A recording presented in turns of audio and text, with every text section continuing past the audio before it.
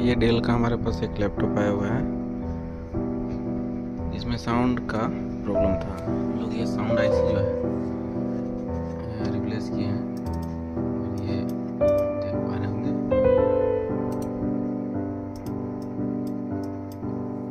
ये हमने sound IC replace किया है। साउंड आईसी का नंबर है ALC3235